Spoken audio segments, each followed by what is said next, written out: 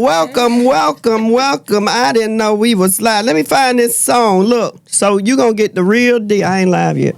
You going to get the real deal here. Welcome, everybody. Is my mic okay? Hey, welcome to Conversations with Kenya. Thank you, ladies, for being here with me to share this space and place at this time. So we gathered here. Nah, I sound a little churchy, didn't I? We are here as mothers. If you saw the title of the show, it is We the Mothers.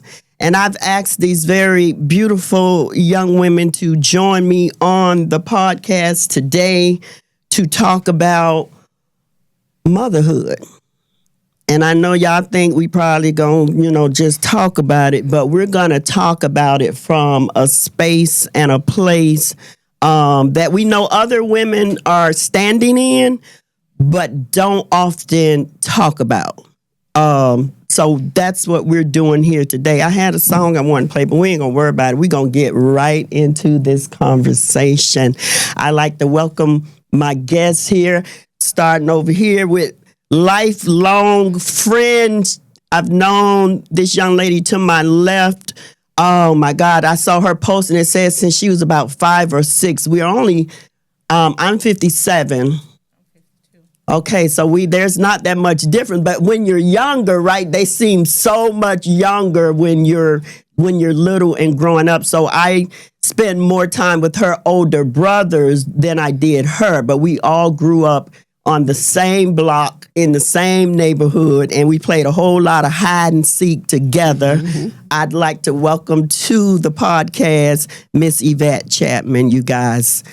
Thank you for being here. Thank you for being here. And to my right, I have the pleasure of introducing a young lady I just met However, I've known her for years. We just reconnected a few months ago. Miss Tangela Thompson. I always forget her last name, so y'all work with me today. We all been doing our things what we normally do on during the week. Miss Tangela Johnson, I met her, oh my God, much later than Yvette, probably in my young adult, early 20s, yes, I believe we met. Yes. And we've known each other, but had not seen each other in years, and we recently reconnected. So today on the show, we're going to talk about why we're here. Let me share a little bit about why this show, We the Mother. So sitting before you, the three of us, we're all mothers of felons. Yes. We happen to be sitting in the studio of Felons Ain't Failures. This is I just really realized that, you guys. We all are the parents, the mothers of felons. We all have sons who's been in and out of prison, who at a very early age went into the prison system, and we've had to deal with that and go through that for years now. So I'm going to give each one of you just a few moments, not to dive deep, because we going deep. We got time. We going deep. But I want you to share with the audience a little bit about yourself, who you are, how many children you have, and just anything you want to share with the people that's listening. We'll start with you, Miss Yvette. And I know you was going to do that. You know it. My name is Yvette Chapman. I am my girl, a mother to 4 children, 2 boys, 2 girls, ranging as old as 34, as young as 18. I'm born and raised in the city of St. Petersburg, so I'm what they call original Florida cracker. So I have visited other places and lived for brief times, but St. Peter's definitely my home. Right now, I'm currently an entrepreneur, so I do more so on the food service side, and I've worked in various components of from insurance to public works to finance, I've done She a boss. She a boss. variety of jobs here in the Bay Area. Okay, all right. Moving right on to Miss Johnson over here, Miss Tangela. Miss Thompson. Miss Thompson. You know why I'm Hello, saying that? Because I everybody.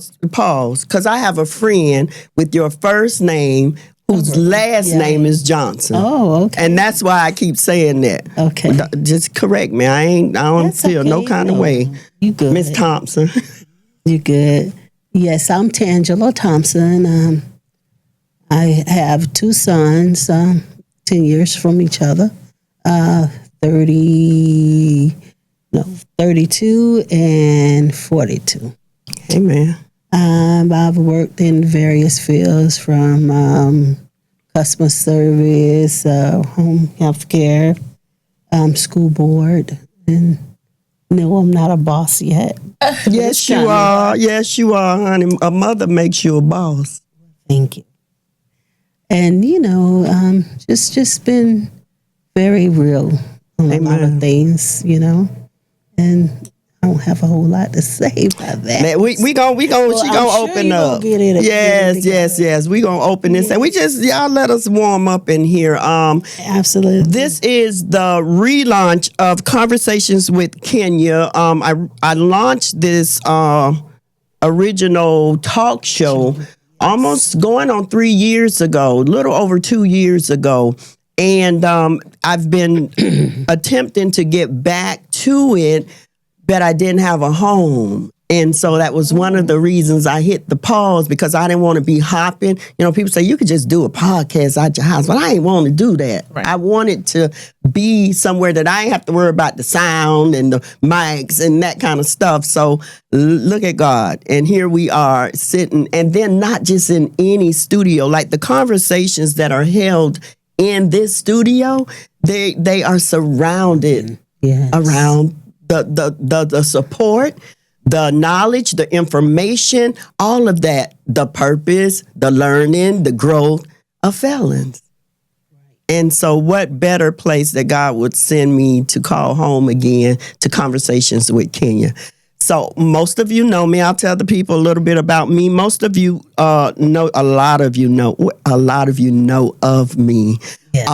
I am the mother to 7 amazing children, 13 glam babies, and I have 5 daughters and 2 boys, and my boys are the oldest, and my baby boy is who I'm here to really talk about today, along with these beautiful women as they share their stories about their sons. So I have to share with you guys why we are here today doing a pre-Mother's Day relaunch of Conversations with Kenya is because I have a son who's been labeled a felon. My son's been to prison 7 times. And for the last almost 6 years, I pulled this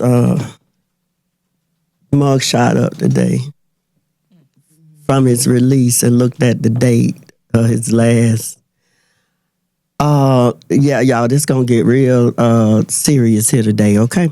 So my son hasn't been to prison in almost 6 years. And you know what I had to realize and accept the other day, ladies, it was because it wasn't that he didn't deserve to have been back in prison in the last 6 years. Like I had to sit in that, because I was excited about the fact that he had not been to jail or to prison in almost 6 years. But I had to sit in the fact that it wasn't because he had not done anything for him to be in prison in the last almost 6 years. So we're going to open up this conversation to discuss and talk about what it feels like as a mother to have to deal with the feelings, the emotions, the mental, the physical, all of it, what it feels like to be a mother with a son or daughter, but we sit here today with sons. Correct. In and out. in and out, and what that does to us as mothers with other children. Who we trying to raise, who we trying to parent, who we trying to be mothers to, what that make us feel like. So now I'm not going to bother Miss Chapman right away. I'm going to let her, because I almost had to drag her in here, y'all. She did not want to be here. She did not. I'm trying to tag her on my Facebook so y'all can see them, because if you go over to her page, you will see her and Miss Thompson. We're going to start off with you. Tell them a little bit about what it's been like, Miss Thompson, to have a son that has, I don't know how many times your son, just share with the people where it started at. What were the signs? What is it? What was that like the very first time your child was arrested? Really shocking. The second, or maybe even it's the third time, I was there. But that was the time that counted. The other one's just with somebody else's children, doing whatever they was doing, just walked through with jail. And but the last time it was just, it took a lot from me, It was sad. It was mesmerizing. Just, I felt like I was in a state of shock. Like, is this really happening? It's like a Matrix time.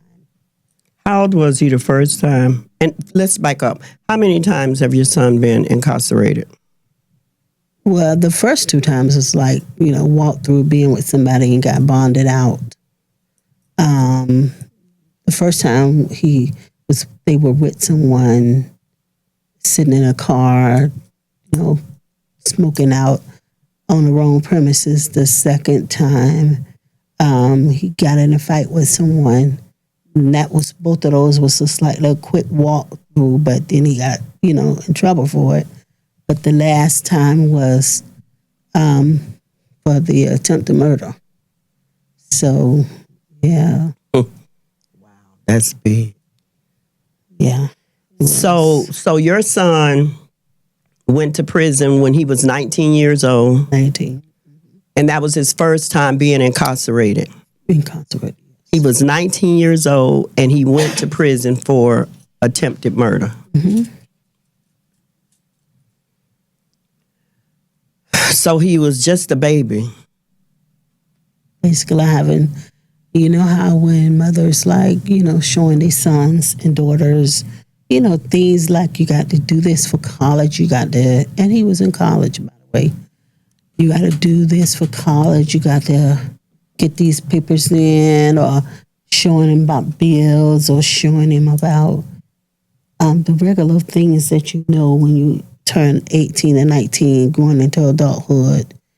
He was at that age, so I just felt like all of that was taken away from me, me mothering and mentoring him and showing him the basic things on how to, get orchestrated in society, and doing things and growing and just taking care of business. Get yourself going when you get and yourself is this started your in school. Oldest son or youngest son? This is the youngest. The youngest son. That's something. The youngest, the baby. Yeah. Yeah, okay, we're going to hop over here to vet for a minute. The baby. Is your son the baby too? No, He's the oldest. my son is the oldest. So to share a little bit, and we coming back to you, because I have a couple of questions I want to go deep with. Okay. With you. Share with us a little bit what your experience, when was let me ask the question. When was the first time, how many times have your son been incarcerated, like to prison? This is the fourth. Now see, when she paused, this might keep hitting me in my mouth. When she paused, I felt that. Yeah, this is the fourth. I felt that, like when you, because who wants to have to take a moment to think about how many times my son been incarcerated. And I know because Yvette just shared with me last week that her son, I'm not finished, I'm going to let you tell that story and testimony, but Yvette just shared with me that her son is only 28. Soon be 28 to 22nd of this month. Wow. Tell us about Crucial. Tell us about it. A household name, sadly, in the city. And the history of the name just goes down from parenthood to child. And my son started basically as a juvenile, in and out of JDC. First time he ever went to prison, he was 14 years old. And it's almost like his time started from defending what his father had already produced in the city. So it is a historical thing where our black men, where their fathers were engaging in certain activities when they were younger, then they start to have children. And then the children feel like they have to reign where the fathers have either left off or died off or went to prison. And now you are cultivating, sadly, a tradition that should have died. Community felons. That's deep. That's deep. So you're saying to us that his father, your son's father, started a legacy that you're not at all proud of, and he's probably not proud of, that he started this legacy that your son felt the need, probably felt pressure. It's not a probably felt. It's a given. It's a given. Keep talking. And even when I go back to conversations that I had with my mother, when my mother found out who his father was, my son's father's father was, it was a legacy. They were all fighters within the community. They were known for it. So it's like my son was he started defending his father's legacy because his father had gotten into it with somebody during their childhood, and that person started having kids. And so now this kid is like, it's just like a ping pong game of going back and forth of who daddy be who daddy, now whose son can be whose son, and that started a domino effect of criminal activity. Whether it was fist fights, whether it was going into this hood, going into that hood, or whether it was stealing cars. And it was just like a cluster screw of chaos as my son grew. Just as he started maturing and started growing, like I said, from 12 years old on. And even with my son, he's always been attracted to the older crowd. And I don't know if that's because I tend to have an older soul because my parents was older. Right. And I didn't really allow my kids all the children get to come to my house. My kids couldn't go to nobody else's house. Absolutely. So I don't even know if that was a part of the driving force for my son to want to, just venture out. I just know that he always thought he could save the world as a kid. And he thought that everybody, I don't care who he met, it didn't matter if they was black, white, blue, green, or purple, he felt like he could save the world. Yvette has shared some stories with me because her son is so much younger than my son's. I didn't really. Now my son knows her son, but her son was so much younger that I didn't really know her son of his son. And let me just say, I've been hid away so long now that Right. If one of my children don't bring me the news of the city, I don't know what's going on in my city because I'm so busy trying to create a different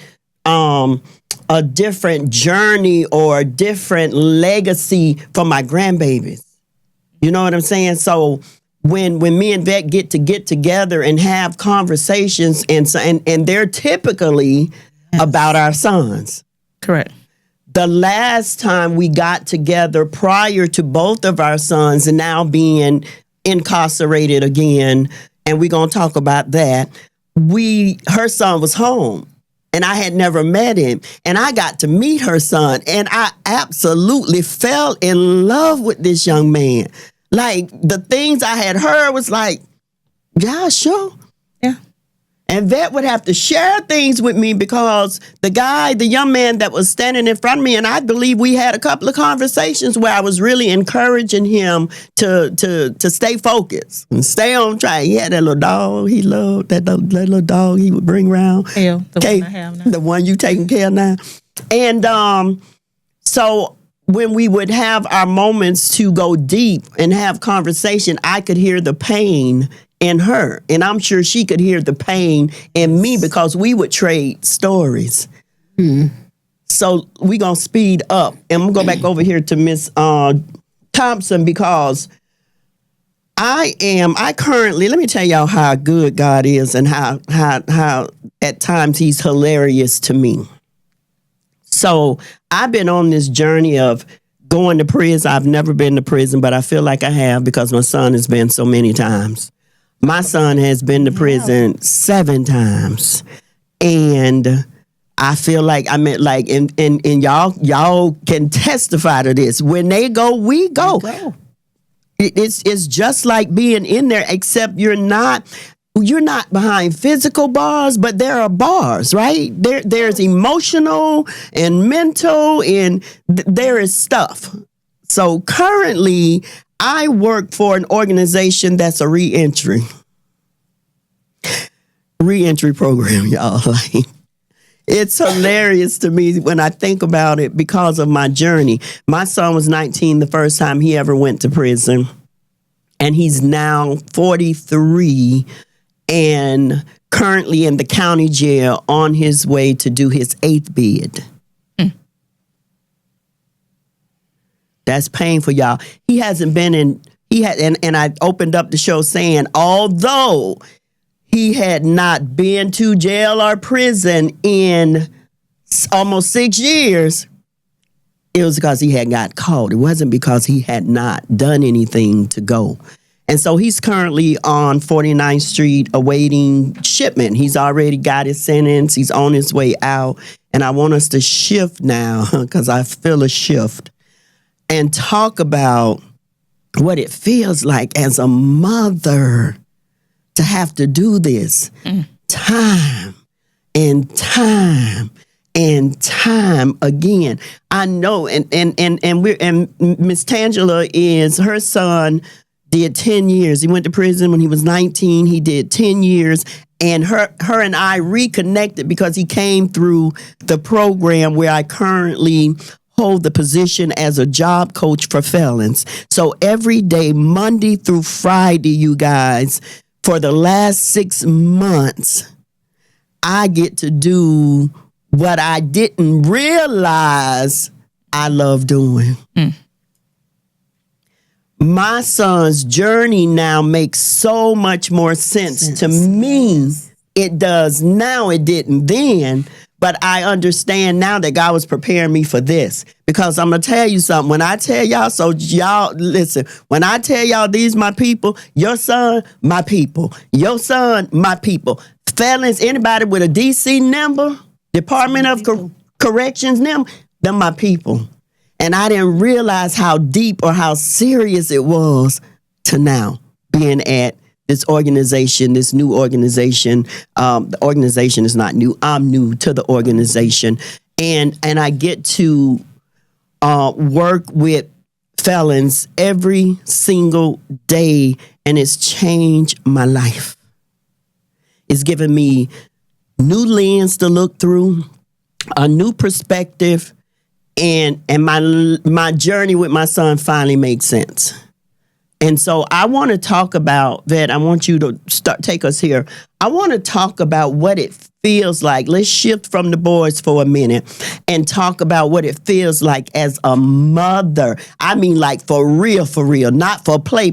What it feels like as a mother to have to. I saw. I just been deep diving in stuff because I feel a pull, right, for me to another level. So I've been deep diving in some stuff. But I saw a young man in the courtroom being sentenced on social media, being sentenced, and he turned around with the handcuffs to wave to his mama. And the caption said, "Boy, ain't nothing like having to tell your mama bye and go behind them doors."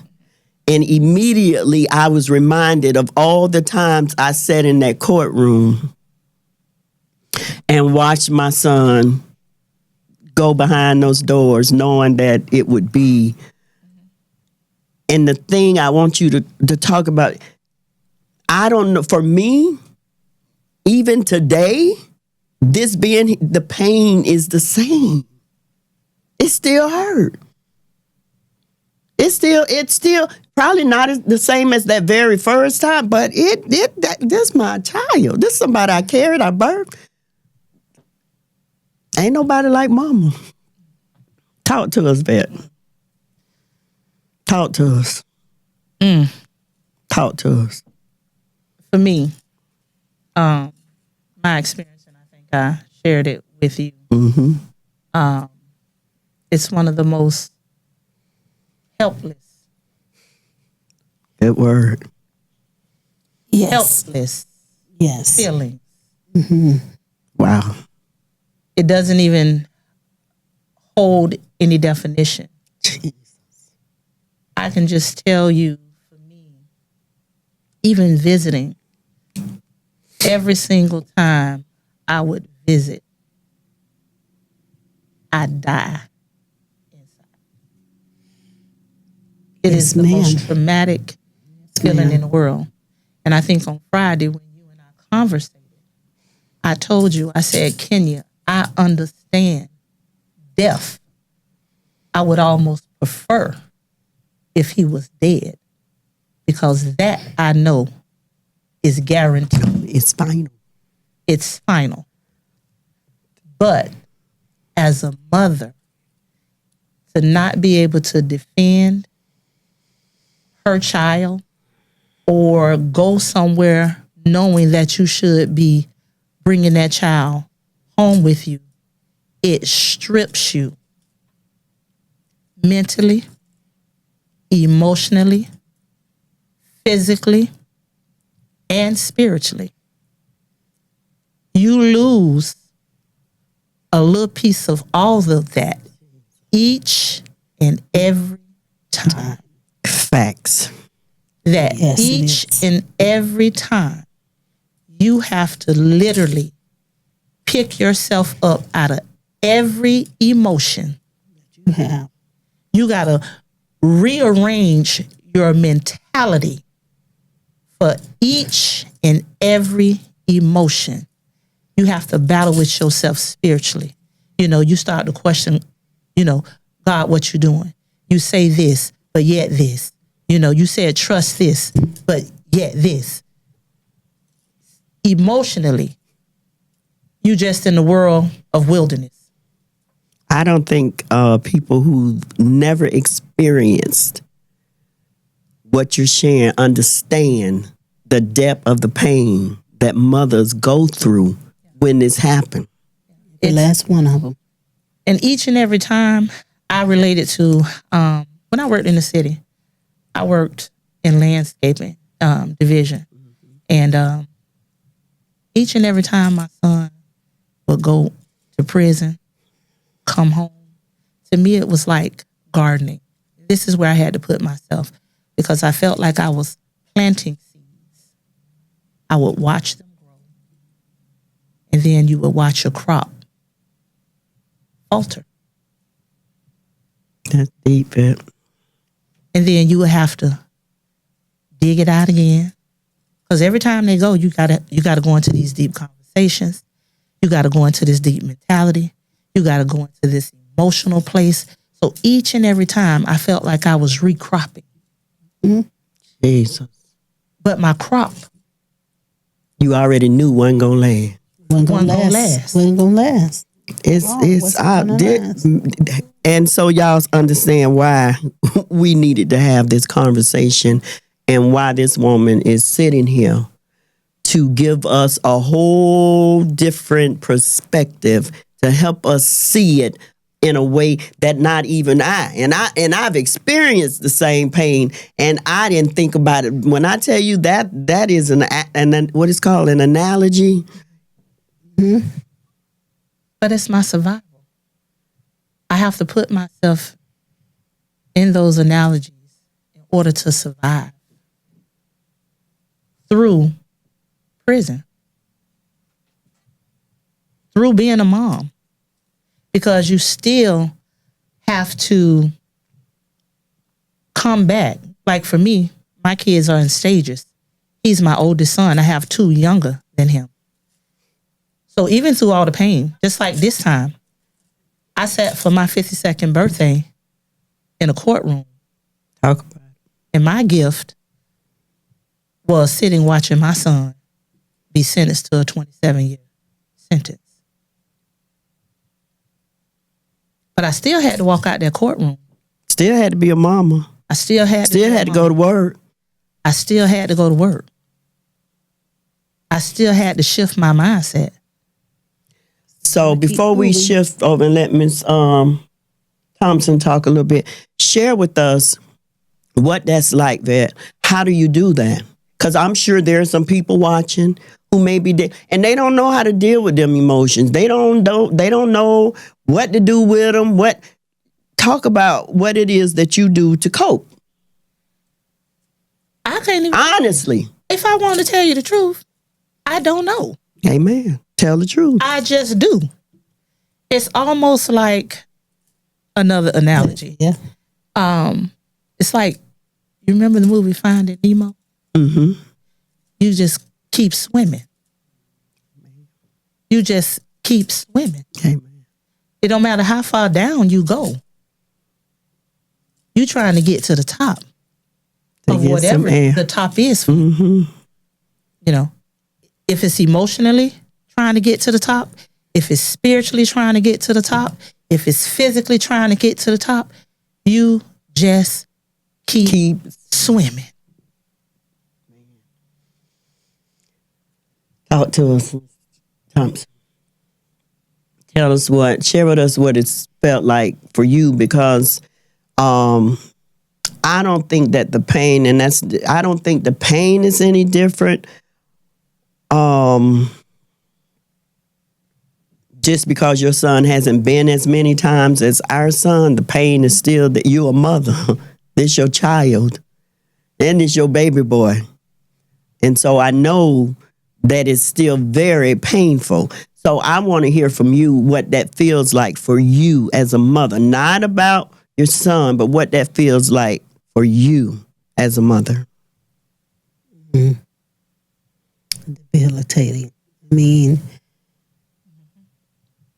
the pain hurts so bad. People don't realize that, they'll say, "Oh, Miss Thompson, you'll be all right. Just pray about it. Just pray. Just pray." Yeah, I do that. I talk to my Savior all day long. Every day. It still don't stop the pain, especially if you still got more to face. You could see everybody hugging their sons and daughters. Even when you're raising other children, you wonder why this one didn't do it, but this one here is doing it.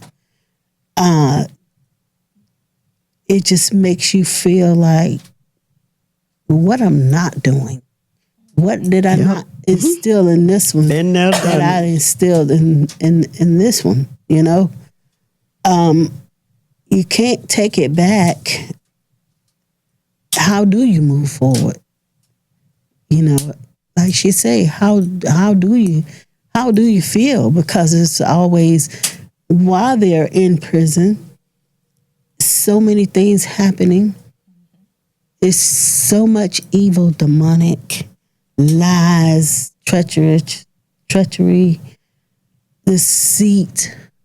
The whole system The itself. whole system is just all kinds of jacked up. I'm learning so much with this new position I'm in because it gives me the opportunity to speak to people I've never, so they ain't got no reason to lie, right? Because they don't know me, I don't know them, we just meeting. But the things that they share with me about what goes on in these prisons is, because, like initially when my son first went the first couple times, right? It was like, child, just, you a little, it's not the same as when you, after multiple times, and now he may be sick, can't get the help that he need or the care that he needs, or he's having skin issues that he don't need to be out in the sun, and none of that matters in prison. None whatsoever. And so for us for me, I know them first few trips, I thought I literally was going to die. Like, I don't think, and I know that the siblings, they deal with, they go through their own trauma, their own stuff, having to deal with this and work through this. But for me, let me just talk about, for me, it feels like everybody gets to go back to life as usual.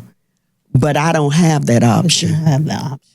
Mothers don't have the option of just going back to life as usual when you have a child, a son, still your child, a son behind those bars incarcerated, and now some of the things that take place. I could tell y'all, like, my mind immediately started going once my son was sentenced again, once I knew he was on it, my mind thinking, God, just, immediately my prayers are, God, please protect my son, please keep my son, keep him covered, because even though my son is not even close to facing the time, something like my heart, when this girl told me that her 27-year-old, soon to be 28-year-old son was sentenced to, I wanted to just pass. Like, it makes me say, to God be the glory.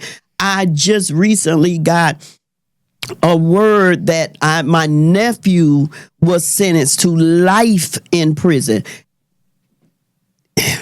The pain that I know his mother is, this is because it's different when you got a release date than when you don't. Now, I'm not believing he's going to do life in prison, but just seeing that next to somebody you know and love name, like, that's like a movie. That's like that stuff you see on TV until it becomes a part of your reality. But you think about it, even with a date,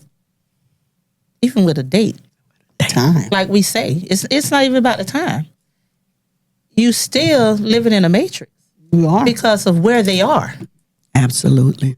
Not only what they go through for people that they don't know. You got to think about the people that they do know. The same people that are out here, they're going to face somewhere down the line in there. So you are always on a wing and a prayer, hoping and praying and wishing that time doesn't come to an end before the time is actually come to an end. That's real. To that one That's too. real. That's real. Go ahead, because I think you had that experience. And when things do happen in there and they don't call you and let you know something's Talk going about on that. Share what your son, don't call you, don't say, XYZ happened to him, don't acknowledge you, tell you, that, oh yeah, it's okay. But if you do not put that in black and white, it's almost as if you got to record your conversations. Because if you don't, it's your word against theirs. And they'll give you a fictitious name, won't give you no right understanding when it comes to, it could even be just the meds or what to do when this situation happened. If you don't like talk to somebody who knows things inside What's happening? what's happening, you Which would is not, very hard to do. which is hard to do.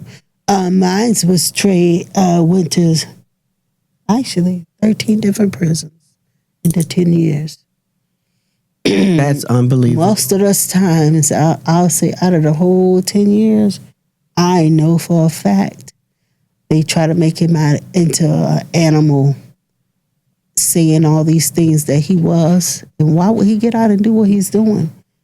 He was already in college doing things the right way, even though that happened, but he just got tired of the bullying, So with that said, your child could be doing some things right, but the picture that they painted that he was like an animal. When you talk about that, it reminds me of if the times that I used to go, because I used to, I was always in the courtroom. Good Lord, I lived in the courtroom. Years. And I would go in there and, the prosecution, they going to read everything word for word. They going to paint the worst picture in the world. And I'm going to say, we don't know a lot of this stuff, right? No. You go in that courtroom, you don't know, because our children are really good at withholding information from us, more so to protect us than to keep it from us, I believe, to keep the information. They're not trying to keep the information from us. They're trying to protect us from knowing how serious it really is. And you go in that courtroom and the prosecution is reading from their stuff. And there have been times I've been in the courtroom and I wanted to crawl under the bench because I couldn't believe what they were saying. The stuff that they were reading. And saying that my child, for me, it was stuff that I was embarrassed about, you guys, knowing that this was my child and that he had done these things. It was painful.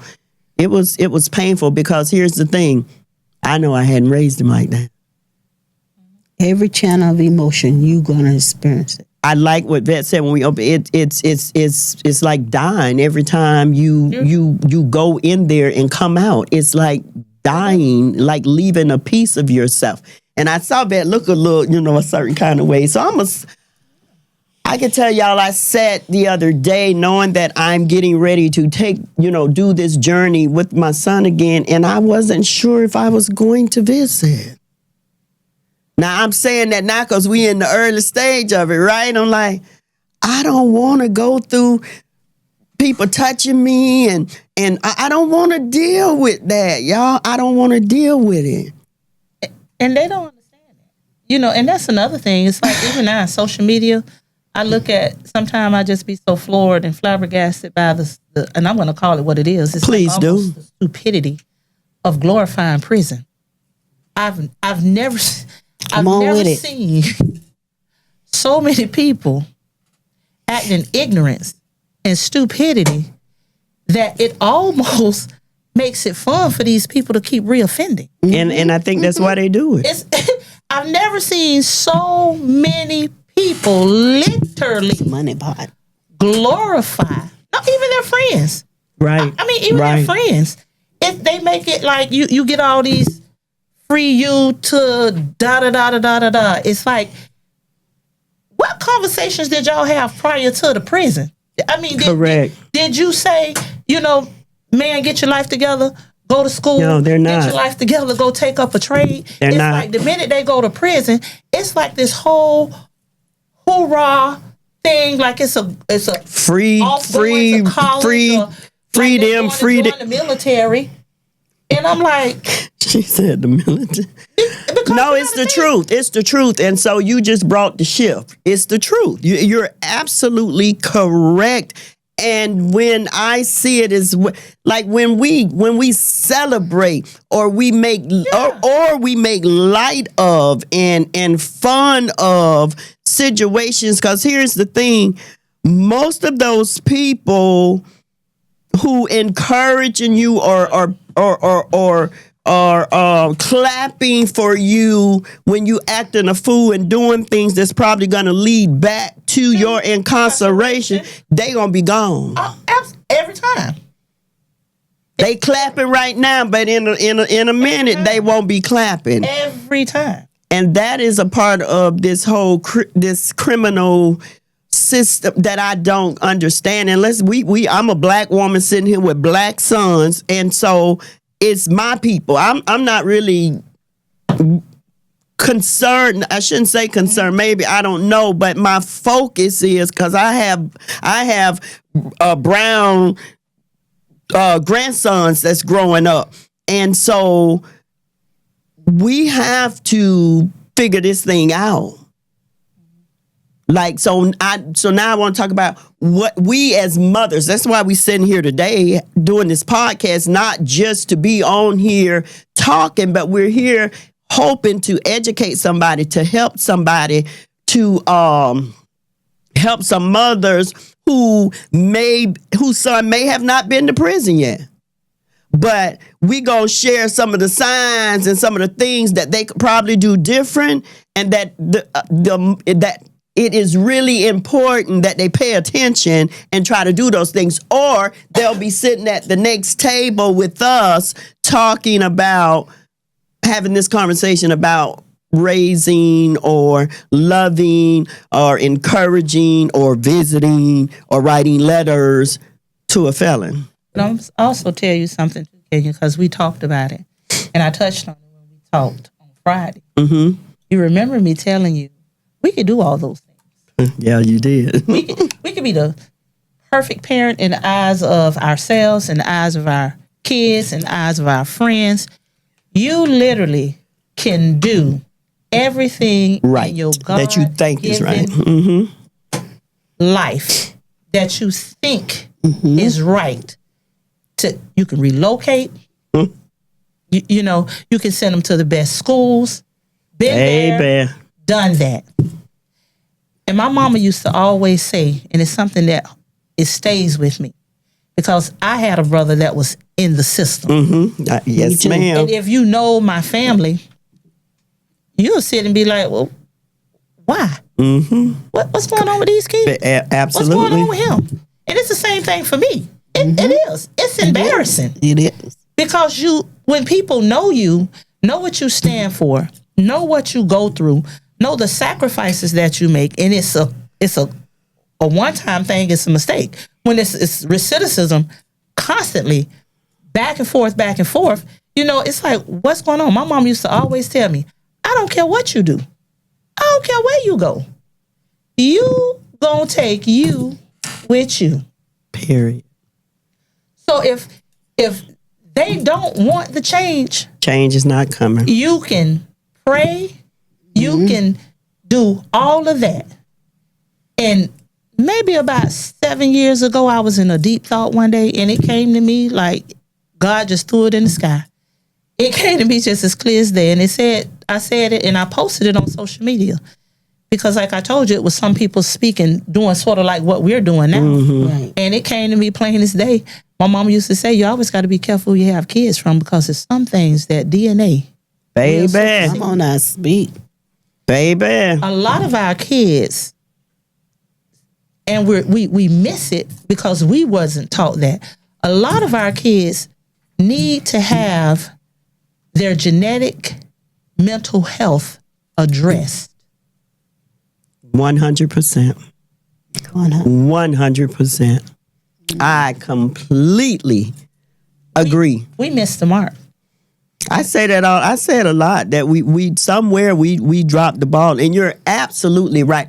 So my son started going early on, going. Mm-hmm. Of course, initially you start thinking, well, how did I miss this? What did I do wrong? He raised in the same home with the same parent. Raised what did, and I'm telling you, them first few trips, I beat myself up. Nobody knew it because we know how to wear the smile. We know because like you say, you just keep you keep swimming. Yeah. You keep getting up and moving. You keep doing what you have to do. She got other siblings to take care of, children. And so so hit my son's fifth. I'll share real quick with you guys. My son's fifth bid. Right. I can't believe I'm sitting here. My son getting ready to do an eighth bid, y'all. Charles, I can't believe that. I'm telling you, I cannot believe that there was nothing to his fifth bid. My son went to prison for the fifth time. When he got ready to go, like now, I'm like, okay, like this way too much. Like what is you done said it, but now we talking about a fifth bid. Yeah. We talking about a fifth time. It probably ain't been home but 6, 7, 8 months from the last bid. Okay. And I say, what? So here's what I did, y'all. I went out. Shout out to my nephew if he see this. Byron. What's Byron's last name? Evans, I think. I'm not sure. It may not be because he may not be a Evans, but he's a photographer. Pretty awesome. So that's a plug for you, Byron. I hired my nephew and I say, here's what I need you to do. I need you to follow, because I wanted to know.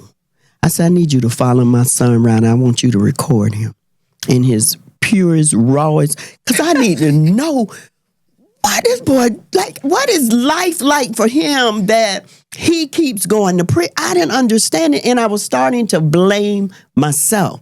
And so I said, I need, and I told him, I said, listen, just be you. Do what you do. Like, I need this for me. I need to understand. Yes. And so he did. He had already been sentenced. He had to turn himself in.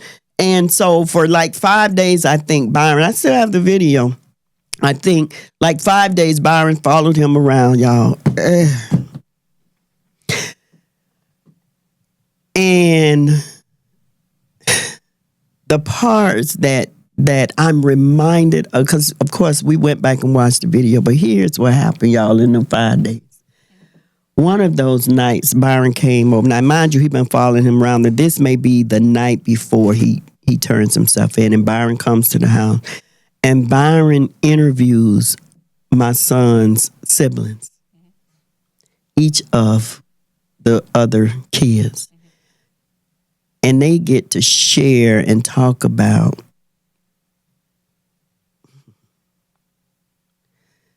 what it was like for them, what it felt like for them, for their brother to keep going to prison, right? We on our 5th trip. He's missed every graduation, every one of his sisters' graduations. He's never seen any of his 5 sisters walk across the stage, and every last one of them graduated with colors. And he's never experienced it. And they talked about it. And it's something, not even now, y'all, when I think about, I can't believe I'm sitting here getting ready to do this again. When we got the sentence and I text a couple of my daughters, one daughter's response was, here we go again. On the last day, the day he had to turn himself in, and Byron was interviewing him. Byron asked because I didn't give questions. I didn't tell him what to do or what, Byron just did his thing. And Byron asked him on that last day, he said, your mom want to know, is it something that she did or didn't do? Did she miss something? Like she is concerned that you keep doing this because of something she didn't do, right? Here's where I'm going to say 2000. It was 2013, 14. I'm going to say 2014. Here's where I got free at. And my son answered that question. And he said, if I had turned out the way my parents, because he was raised in a 2-parent home. Absolutely. If I had turned out the way my parents raised me, I would have been a doctor, a lawyer, went to college. I'd have did something with my life. But I made a decision to chase the money, to go the other way. It had nothing to do with my upbringing. When I tell you what going back and watching that video freed me from blaming myself, I'm telling y'all the truth. Now, it wasn't until maybe the sixth bid that I was finally able to release him, because God said, if you keep carrying him, you gonna die. He's not yours. Give him back to me. Every time. I listened to God, spoke that to me. I got on my knees and released him to God. This is probably the sixth bid. It could have been the fifth, but I believe it was the sixth. I never had another sleepless night about my son in them streets or behind those bars. I never had another, based off of him being in prison or him being out there in them streets. I never had another sleepless night because I released him and gave him back to God. Did I still shed tears? Absolutely. Did I still feel the pain? Absolutely. Did I hear the ambulance? Did I hear the sirens and look? Did I see a police car pulled over and wonder if it was him? Did I hear a chase going down and wonder if it was him? Absolutely. I'm going to share this and give y'all, turn the mic back over to y'all. 2017, I don't even know how long I've been home this time. We got a whole O.J. Simpson scenario going on. My son is in a rental car that I rented for him, a white Mustang. And the police done got behind him, but they can't really pull him over because they ain't got lights on. They just following it because the car is in my name. So they, and the windows black, because you know that what they do right there. They get in the car and they black out the window so you can't see who in there. From St. Petersburg, Florida to Orlando, Florida, the police followed my son without turning on the lights.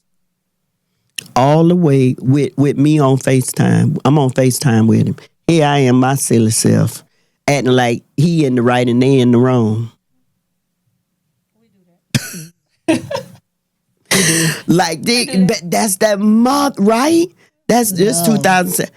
Followed my son all the way, and this is what I'm talking about. It wasn't that he didn't even deserve, because I'm sure he was dirty as dirty can get.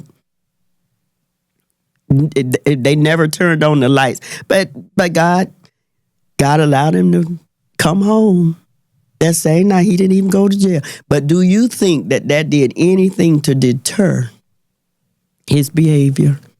Sometimes it makes it worse because they felt like they got away with something. And do you think they felt like they above, for some reason, they above? I don't even know what it is. I really don't. So let's get ready to close this thing out.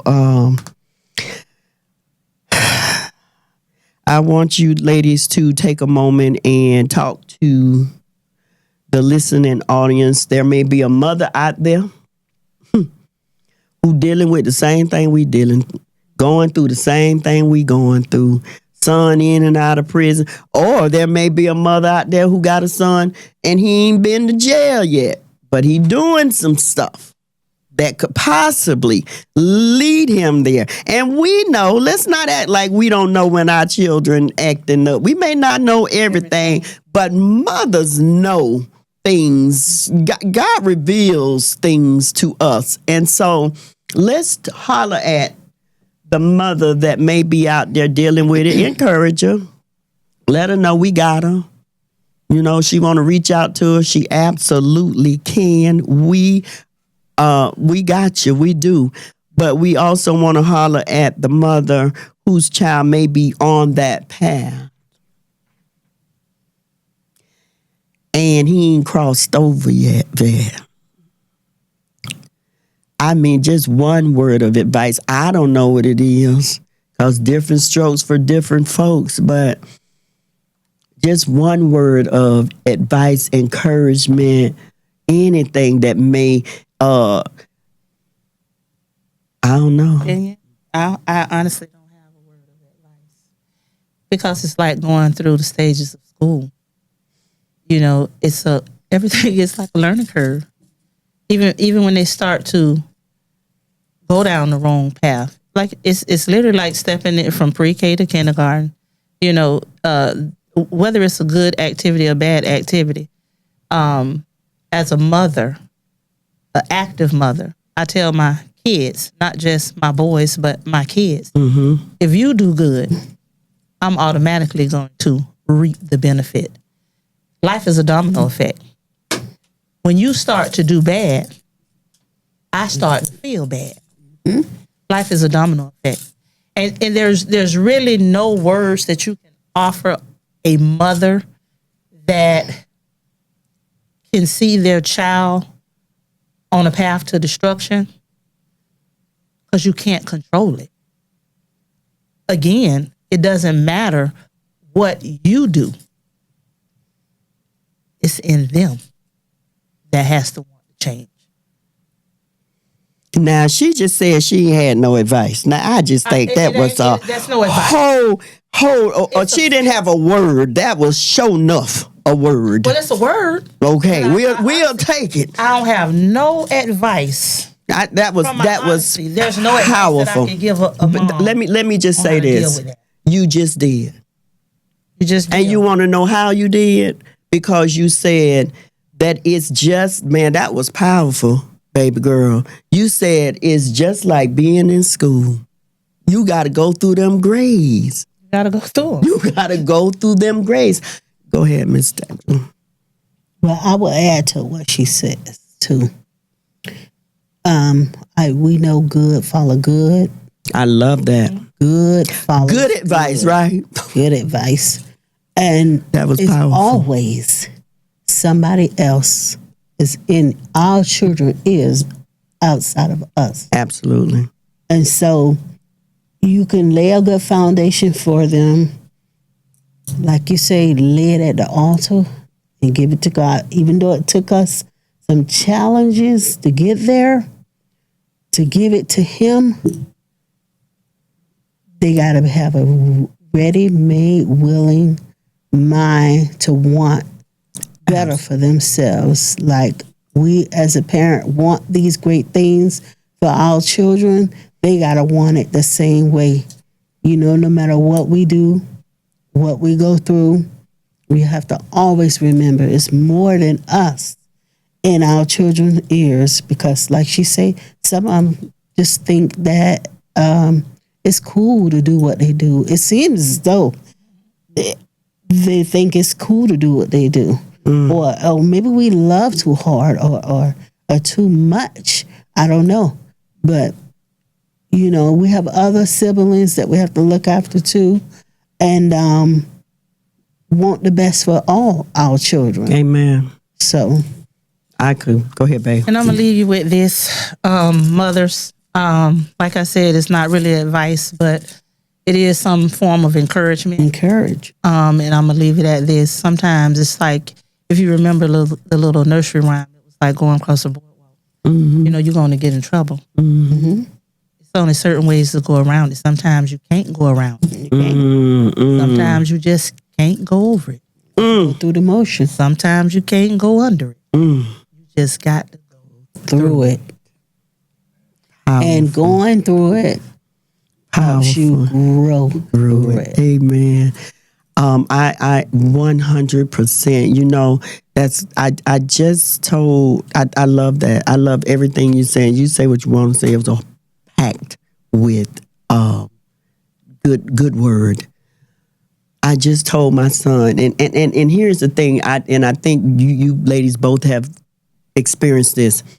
We having the sons that we have, I know me and Vet's son, you have to pick and choose when to speak into their life. Come on. You absolutely do. Because if you waste them seeds, they just hit on ground and ain't going nowhere and ain't gonna do nothing. So I had to learn to be very strategic when I would release things to my son. Yes. And it was almost like you'll know, right? You'll be like, okay, this is a good time right now. And most time it because they started the conversation. They opened the door. Yes. And so just when you talk about the change, and you as well, Tangela, I just told my son, because he was on my heart. I hadn't talked to him in a few days, and he was on my heart. I literally got out the shower just talking to God about him, and the phone rang, and it's him. And so we typically go right into conversation, have time, and I pause. I say, hey, listen, if you don't change the way you think, nothing is going to change. I said, you going to go in there and you going to make all these plans about when you get out. But baby boy, if you don't change your mindset, if you don't change the things you think about, the things come out your mouth, guess what?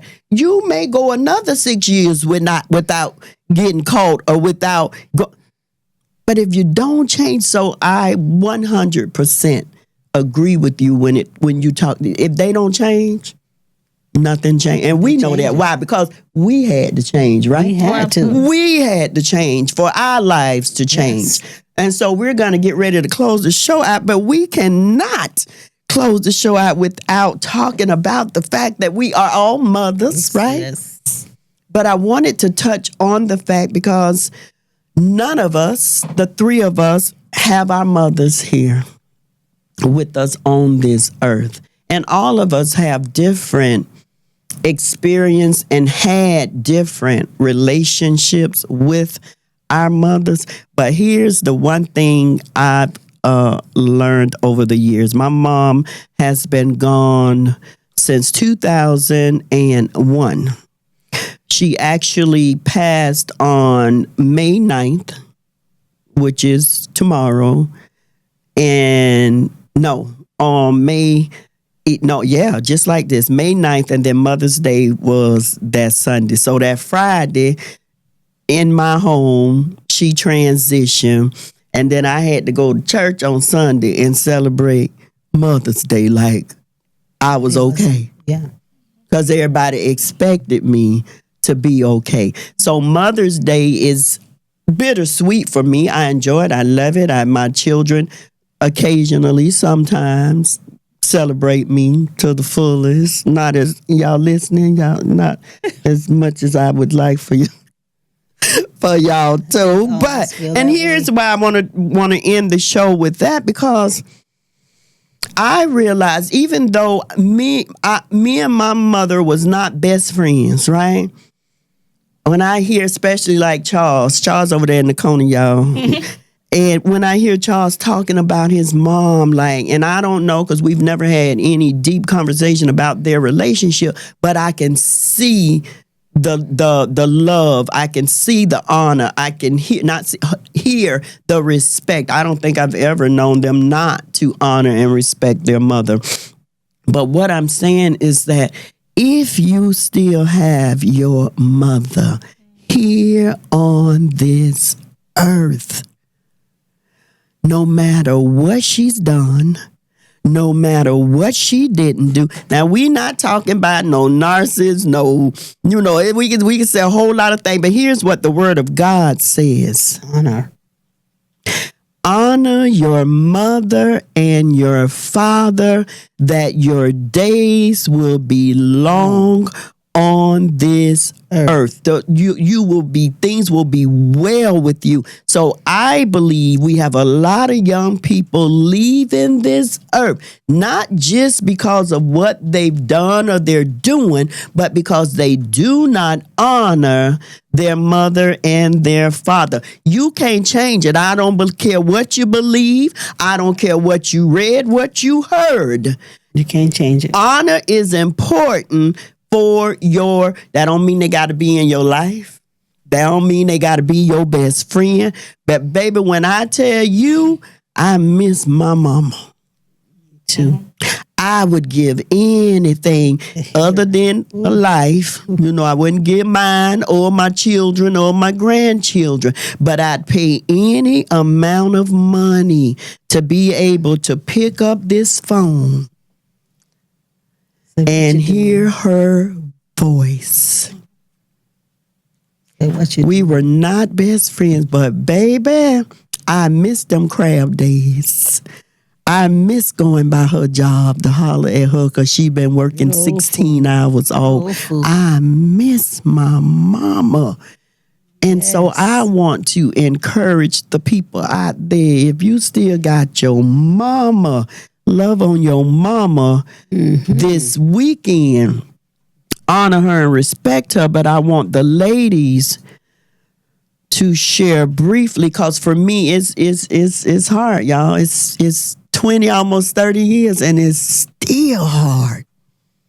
It's still hard to know I can't pick up the phone and call her, to know I can't go by and see her. It's still difficult all these years later, even though we didn't have the best relationship. I want my mama. Absolutely. Because nobody can replace her. She birthed me. It don't matter who, and God knows, and Vet know, she didn't raise me. To be honest, she wasn't like the best mother. She really was. A lot of people don't know our story. Vet know my story, and I know some of hers, and we know. But the one thing, and I've never heard this woman, and I'm going to let her I've never heard her. And I know some of the story. I was there. I ain't had to hear it. I was there to witness it. And I've never heard her dishonor or disrespect her mama, and was good to her to the end. Yeah. Talk about what it feels like not having her here, Vet. This will be your second Mother's Day. Yeah. I mean, without Mother's Day, every day to me was Mother's Day. Because my mom's house was a community house. You know, that it was. Where I get some of my ways from, as far as just like embracing people. You just every morning, I could just go to my mama's house before work. I miss breakfast. Right now, it's there. Come on now. Get up at like 4:30, 5 o'clock in the morning. It's only because in my mindset, I literally still hear my mom's coffee pot. My mom had one of the old, what are they called, percolators? Yes. My room was across from the kitchen. Right. So every morning, like 4:30, 5 o'clock in the morning, you would hear. I love it. I love it. Do you know my brain still hears that? Like I can still, and my body right now to this very day, it doesn't matter what time I get in the house. If I go to sleep, I still get up like clockwork around the same time. I could still literally smell the coffee. That's I can smell my mama still brewing coffee. I still hear the percolator. My body still gets up around the same time because this is my mama did breakfast, lunch, and dinner. So, yes, ma'am. Yes, she did. When you hear that whistle, it was time to get up. You heard it from the percolator. It was, that whistle go off. It's time to get up. You know, you eat your breakfast, then you go brush your teeth, get ready for school. Yes, ma'am. And every day you came home. So I miss all of that. You know, I miss, you can go sit in my mama's front yard. Yep. Andy. Yeah, you can just sit in the yard and somebody gonna come by and something gonna happen. I don't care what it is. If it's, especially in the kitchen, we gonna either cook, we gonna barbecue, and it be quick. Like, you wanna eat? Yeah, okay, I'm gonna go get some grits. You finna go buy some fish? Like, it was always man. For real. That my mama did. You know, and I tell people that all the time. Like, I had to tell somebody, they were saying about Mother's Day. I said, you know, that's something my mama didn't teach me. My mama didn't teach me how to be a woman. I mean, be a mother. Right. She taught me how to be a woman first. Yeah, absolutely. Which is important. Came naturally. Yes. You know, I said, so that's something that I always, even in Mother's Day, when I thought, like, oh, this lady, it's me. She always picking on me. She always doing this, always doing this. You know what that lady used to tell me? She said, I'm going to tell you something. You may think I'm hard on you now, but you're going to see what I mean later. Because it's always going to be A silly behind woman take a no good man. Wow. But a no good man don't want a no good woman. And that'll preach all by itself. It'll preach all by itself. So it just be all those little different things. They come into my aspects of life, and I always, that my mama used to say that. My mama used to Isn't say that something? How you really start hearing like, dang, I just sounded like my mama. Talk about it, Miss. But mine used to always say when she asks you a question and you don't immediately have an answer for her, she'll say, did you hear what I say? Say. Or her favorite things was, it ain't what you do, it's how you do it. And it definitely ain't what you said, it was how you said it. I can tell you, my t-shirt business is going to be filled with a whole Amen. bunch All of right, her shout out to the sayings, t-shirt honey. business. You hear that, Charles? Yes, Shout it out to the is. t-shirt business. Yep, it's going to be unique. Her t-shirt business she launched. Yeah, this is going to be a whole bunch of sayings. And who all knew my mother know that you would get breakfast, lunch, and dinner. Mm-hmm. And she never liked for a woman not to know how to be a lady at all times. You do not have to yell to get your point across. In the cool of the evening, she said, when you come to me, I'm here. Because I'm still going to be Evelyn. Regardless. I love it. So that lady, I hear her every day, all day, no matter what situation come up. I say, yes, ma'am. And I asked God, when she did die, give me something to remind me of her. I'm going to close it out with this. At the time, that day, she was leaving us. I wasn't there that hurt alone. However, I was able to forgive myself for it. But when I looked down, it was a butterfly past me. Lo and behold, before I moved where I'm living at now, I live by a butterfly farm. Every day I saw a butterfly, and guess what? Even today, I've seen a butterfly. Wow. Every day. Wow. It's not a day that I don't see a butterfly. So that's what God's remind me of her. Amen. Well, I sure appreciate y'all ladies being here for the relaunch of Conversations with King. You just know you'll be back. You'll be back. So get ready. Don't look like that. You'll be back. So we're going to be doing this Conversations with Kenya every Thursday, 6 to 7. Stay tuned, man. It gets better. It gets deeper. And we're here to have conversations. Hard conversations, transparent conversations that everybody may not agree with, but we here for it all. We here to have it. So I appreciate you guys, all the listeners. Thank you for joining us on Vet's page. You're going to tag me in that because my phone went dead. I really appreciate you ladies for sharing your story.